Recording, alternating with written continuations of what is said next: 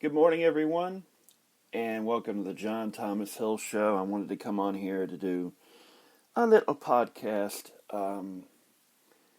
and just talk about a couple of things that were on my mind. This is a relatively small one that I saw the other day. Apparently, there are some University of Texas football program donors who are not happy that there are students and football players who don't like the song, is it The Eyes of Texas? Because there has been some racial connotations and all of that. And they're not happy about it. And they have threatened to withhold their funding for the program if the tradition of playing the song after the game is abandoned. Now, it's one of those deals that this whole cancel culture thing, the phrase, it's become a very popular thing amongst conservative media and conservative political types because they see that their tradition of being over American culture right now is a bit threatened. They don't like it because they see that their tradition of being on top as rich white men, primarily, is being threatened. And it's one of those deals that I've learned over the years that a lot of the reason why you see people behave like this is because they know that what they're doing is wrong and they don't want to change their behavior, because if they change their behavior, even though they know they should change their behavior, they think they're admitting that they are in the wrong. Now, it's a sad statement of fact that we see this kind of BS a lot, unfortunately, in the business these days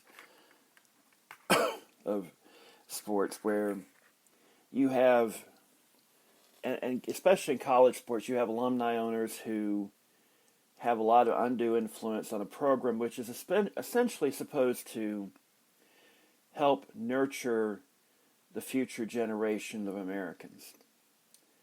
And while I understand completely that people want to keep their cherished traditions, what we're seeing in this country right now is a needed examination of some of those cultures, of some of those traditions and all that. And in some cases, some of them do have some very bad origins. And sometimes you need to step away from that, to abandon some traditions. Now you need to have a thoroughgoing discussion about it, like with the whole Aunt Jemima and Uncle Ben thing. You know, I said at the time, instead of simply just abandoning those trademarks, why not change them to a positive, like have Aunt Jemima as a successful older sister whose own kids have grown out, but she lives next door to her sister, who's successful herself, but doesn't have as much time as her sister does. And, that's sort of their little, and Uncle Ben is a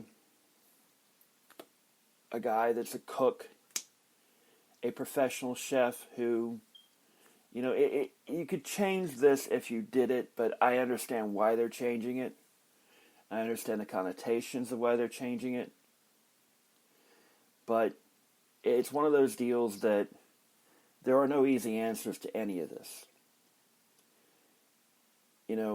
You've got one side that doesn't want to change anything because if they change one thing, they feel like they're going to completely lose their definition of what being an American is, and the other side who feels like that they've never been appreciated for what they've done and who don't feel like that they're fully American. And it's a battle that unfortunately is not going to end anytime soon, as much as I wish it would, because, there are some folks who simply do not want to change. And change is a constant in the universe, trust me. And there's been a lot of change in my lifetime. I turned 50 in a couple of months. And I can tell you there's been a lot of change, not just from technological point of view, but in a lot of other points of view too. But that's a relatively small thing that can be fixed. I mean, from your perspective, if you go to University of Texas, if you're an alumni of University of Texas, if you're a fan of the Longhorns, it's probably a big deal for you. But for someone like me who doesn't really care about University of Texas all that much because I don't live in Texas, I don't go to the university, I don't follow the program, it's not that big of a deal. There is another bigger story out, and it needs to be talked about. The other day, the governor of Texas, Greg Abbott, decided, without providing any evidence as to the justification for this, that he was going to drop the mask mandate and all restrictions on business. Now, we're now getting this under control. The vaccine we're starting to see more of the vaccine come in and all of this. There is some good news on the horizon about the pandemic. We are seeing things turn for the good. The problem is that you have someone who I firmly believe is being coerced by business interest to do this. And because it's Texas, and Texans tend to have an ego about their own state, he wanted to be the first because he wants to, quote unquote, show, because Texas and California are having a ego off, basically. And he wants to show, hey, everything's fine, we can open things all fully back up and all this. The biggest problem is it's almost guaranteed to spike infection rates again. It's almost guaranteed to spike deaths again. Would I like him to be right? Of course. Who doesn't want this to be over and done with? Who among us doesn't want this to be over and done with? But it's this thinking that people like him have, that if you simply will it away, that if you think, you snap your fingers and God will go, okay, enough of this nonsense, we'll get rid of it, that it's gone. It doesn't happen like that, folks. It ain't happening like that. And to think that this is going to be a simple matter of snapping your fingers and all this will go away is absolute nonsense. I would love for this to go away with a snap of my fingers. Nothing would please me more. The problem, of course, is that it doesn't work that way. It never has. It never will.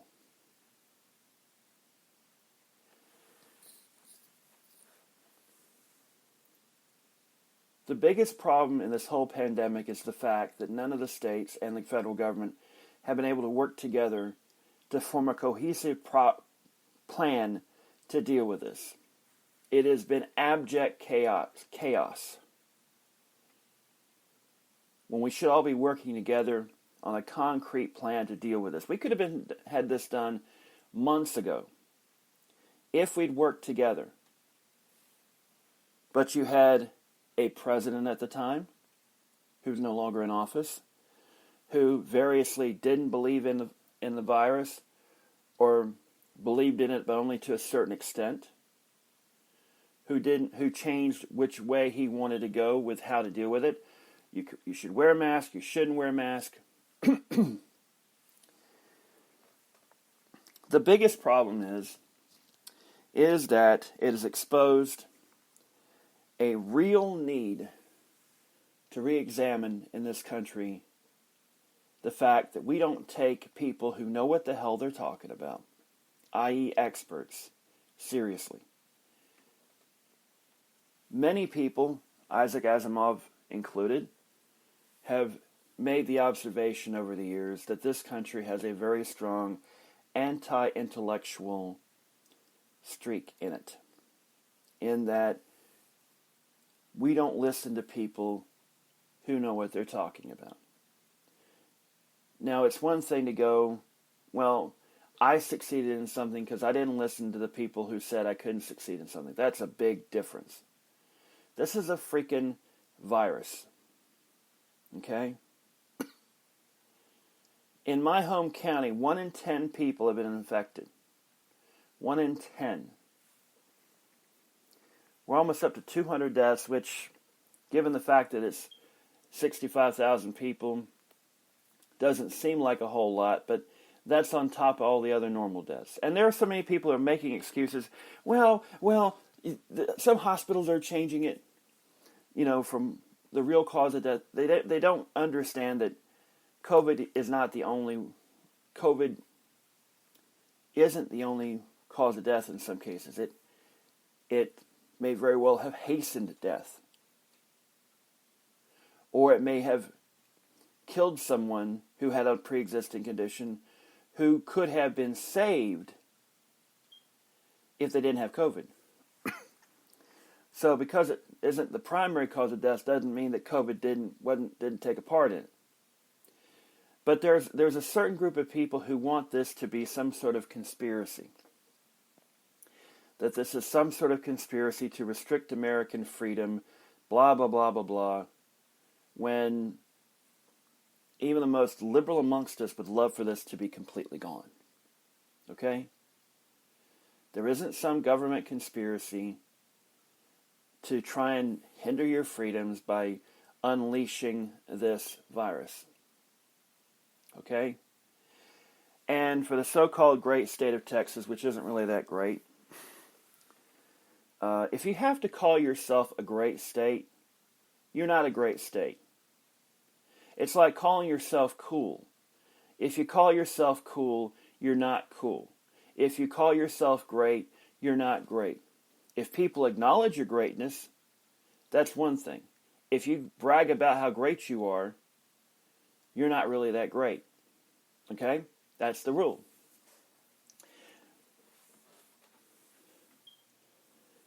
So, Texas, and not everybody in Texas is a moron.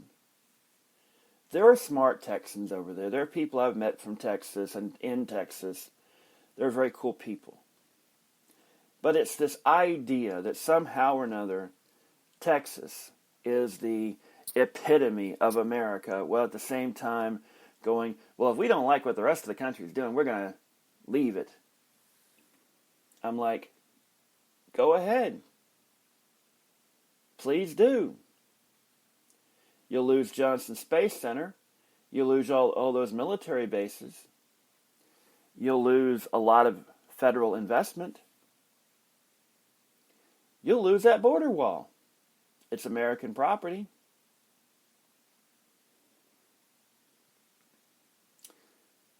I would be more than happy to let them go. Put up border crossings into Mexico and Oklahoma and Arkansas and Louisiana. And let's see what happens when they have to fend for themselves. I'd love to see that. Because I guarantee you very soon enough, they would be in utter chaos. It's easy to talk about secession when you're thinking of some kind of far right-wing little... They don't even have income tax in state income tax in Texas. You leave the country, how are you going to raise revenue to pay for roads and schools and other essential government services, to pay cops even? You going to hike the sales tax? People don't think about this stuff when they talk about secession. Oh, we want to leave the United States of America. Fine, go ahead and leave. I'm all for it. Texas, you want to leave? Go ahead and leave. You don't like it here? You want to be a big, braggadocious state that you can leave the country? Go ahead, leave. I'm all for it. You no longer compete in college football. Texas and Texas A&M are no longer part of the NCAA or SMU or Baylor or TCU or Houston or any of them. So all your colleges will have to work to play in the same together. Of course, what about the Dallas Cowboys and the Houston Texans? You're no longer part of the NFL. Well, you probably are, but, you know. If I were president, I'd be like, you know what? I'd throw some roadblocks just to be a pain in the ass. But the problem, ladies and gentlemen, the problem constantly is that we constantly see this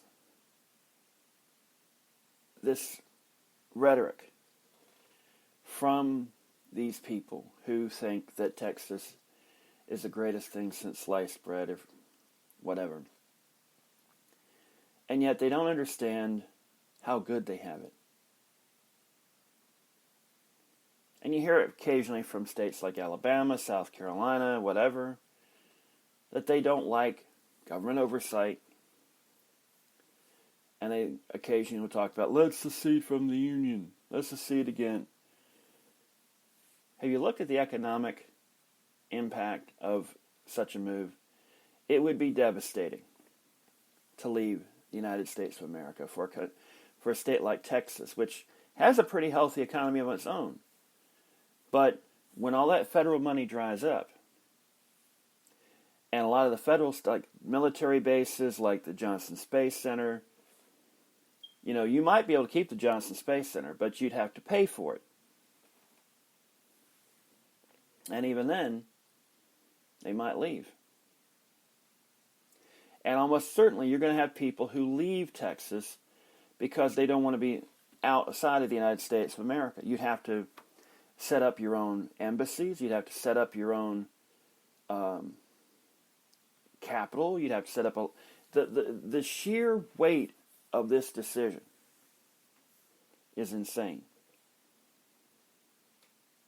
Yeah, there are a lot of things about the government that aren't great, that could be better. But it's kind of weird in conservative circles that they look at the government as both being a sinister conspiratorial force that's trying to somehow enslave all Americans, and at the same time being completely inept to be able to do anything. So it's one or the other. So Greg Abbott, the governor of Texas, who, by the way, he's in a wheelchair, by the way. The only other Republican politician I know in a wheelchair is, our congressman, Madison Cawthorn, who is a complete abject idiot, who the only reason he won is because a lot of Trump voters just went, we're going to go, he's a Republican, I'll vote for him. Don't even bother to think about the differences. You know, not every Republican's a good Republican. Not every Democrat's a good Democrat. Not every politician is good, regardless of political party. There are some Democrats I don't care for. there are some Republicans, like Mitt Romney, who, yeah, I have a lot of disagreements with him, but I think he's a pretty fair guy, you know. I don't think he should ever be president, but I think in some cases he's got some positions I tend to agree with. The vast majority I don't, but it's this thinking that Republican good, Democrat bad is stupid. There are some things about Democrats I don't agree with. Okay. But that asinine stuff came up yesterday, and I was like, we are so close to getting this over with. Yes, it's inconvenient that the kids still have to be at home doing virtual online. So there are lots of kids failing. Okay? It sucks. I know, it sucks. Parents are tired of having to deal with their kids at home all the time, trying to find babysitters if they work because they have the online learning and all this. Look, we're all in this together. This is the problem with this country right now. We're not working together at this thing. The greatest challenge we've faced since World War II, the greatest healthcare crisis we've had since the Spanish flu of a century ago, and we have failed miserably at this. Absolutely miserably at this.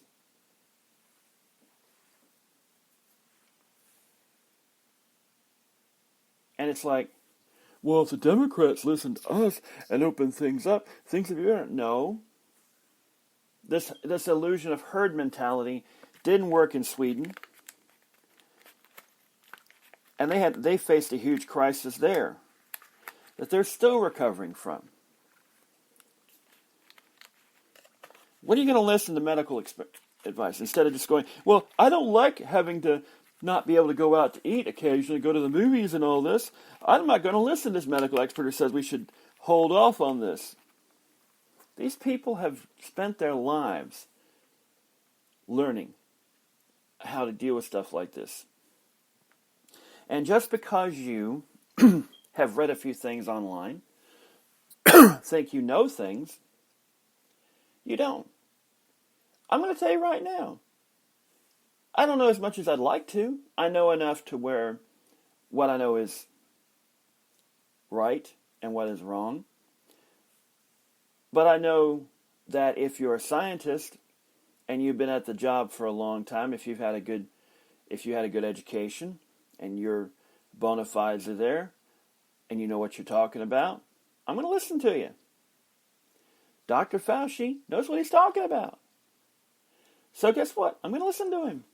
If he says, yeah, we might not want to open up schools just yet. Yeah, we might want to hold off on completely opening businesses up just yet. You know what? I'm going to listen to him. But because it didn't make Trump look good, and this is the thing that really he didn't, and his stupid move it didn't get. He could have said, okay, last year, okay, this is real. It's going to be a sacrifice, but if we work together, we can get this over and done with. Close everything down, and except for the absolute essential stuff. Give Americans $2,000 a month to sit at home if they're for non-essential workers. Same thing for essential workers. Yeah, you know, it's a lot. Oh my God, it would. Yeah, but people would stay at home. They'd order off Amazon. They'd order off Walmart. They'd order DoorDash. They'd order Instacart and all this. Stay at home. It would help local businesses too. Take out stuff. Curbside delivery and all this was a big deal. It would have been an even bigger deal. But no, he wanted to wish this away.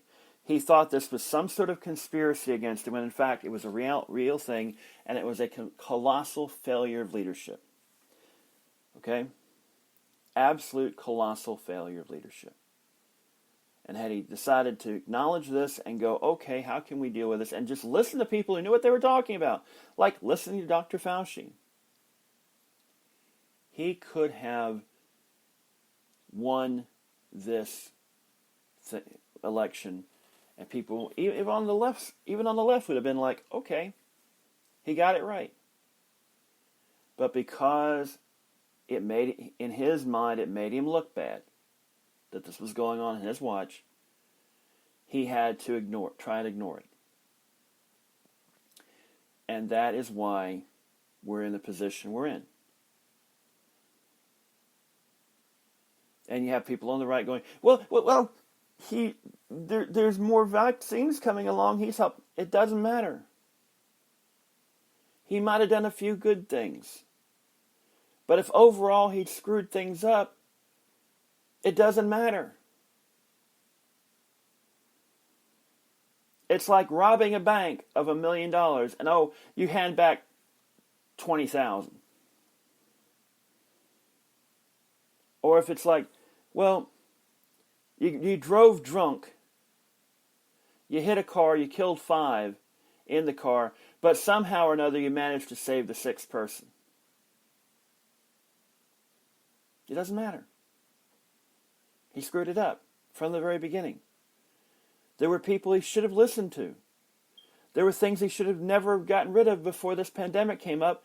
And the pandemic came up and those resources weren't there. And he tried to make it out like it was not his fault. Which, of course, every politician does. They don't want it to be their fault. But there is. No, but it is. And speaking of that, up until recently, Andrew Cuomo, the governor of New York, has been handling this pretty well. Now, there was the whole nursing home thing that he really botched. The initial response to this he botched. I'll be the first to admit that. But, unfortunately, it has come to light that there are sexual harassment allegations from 2 women. Now, he has asked for an investigation, and which is his right. People are accusing him of this.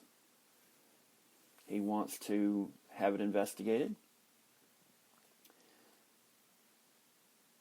If there is a finding that he did this, he should resign. That's simple. And I would demand he do resign. Because if we aren't going to hold Democratic leaders accountable like we want to hold Republican leaders accountable, then we're hypocrites. You know, I've said this before. You have to hold all leaders accountable to the same standards, and they should be high standards. And we haven't done that. We've allowed politicians to slide because, they're from our party. We let them slide, but the other guys we can't let slide. And that's the problem. That's part of the reason why we're in the mess we're in. So if Andrew Cuomo is guilty of what he's alleged to have been guilty of harassing these women, he should resign. He should be censured. Pure and simple. And I think he's got an election next year. I think he shouldn't run. I'm sure there are plenty of Democratic politicians right now going, I think I should start planning an election campaign because Cuomo may not be running next year. More than likely he won't be. And I'm sure his brother Chris is not too happy about this because it's going to probably hurt his ratings on his TV show. Which, that's the problem. And I'm going to go off on another tangent here. I complain a lot about Fox News and other other conservative media outlets. CNN and MSNBC on their nighttime programming are just as bad. And it drives me nuts. It's like, I'm fine with commentary as long as you say it's a commentary program. Like Meet the Press, like Face the Nation, like Crossfire used to be on CNN, like, you know, commentaries, there's a great place for commentary. Just tell me it's commentary. If you pose as a news show, but yet all you're doing is making comments on the news and not defining the two, then people think that, oh my God, they don't see that it's propaganda. And truth be told, in prime time, these aren't news shows, these are commentary shows. These are shows about they're trying to sway your opinion instead of simply telling you the story. And I'm fine, and that, I mean that for Fox, CNN, MSNBC, and all the other small ones too. It's ridiculous. The problem, of course, is we don't want to have the straight truth because that's boring. Want to know why? Ratings. Go back 25 years to a CNN program, to a CNN show, or maybe 20 years, when they just delivered straight news. They would have prime news at 8. Larry King would come on at 9 with his interview show. 10 o'clock they had another news show.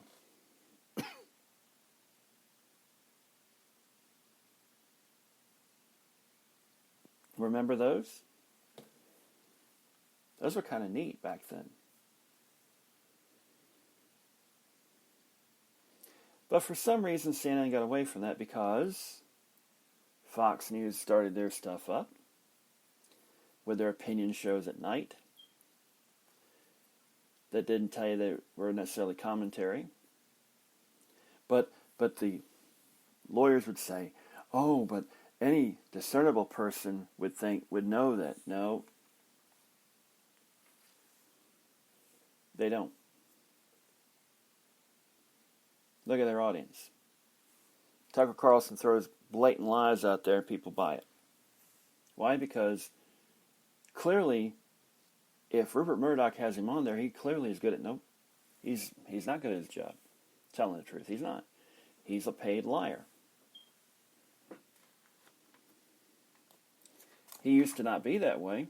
That's part of the reason I really don't respect him, because he used to be someone who, even though he had a conservative point of view, did at least try to have some debate to where he would present the liberal side in an objective way. Give them an opportunity. But what he's doing now, ever since he took Rupert Murdoch's money, he's changed.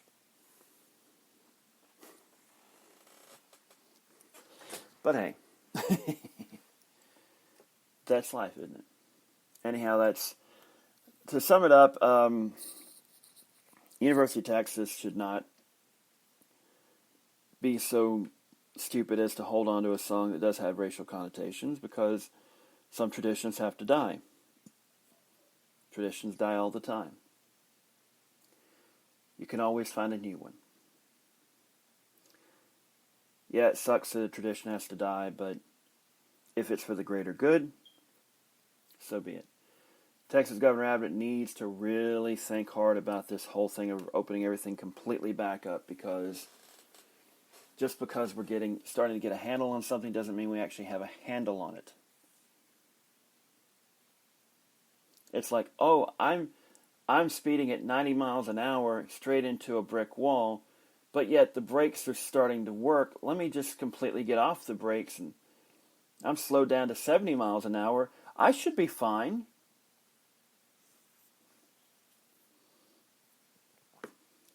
Yes, my cynicism is alive and well in America. Well, that's it for now, ladies and gentlemen. Thank you so very much for tuning in. Hope you enjoyed it. I know I went way too long again. Such is the way I am. So take it easy. Have a good day. Bye-bye.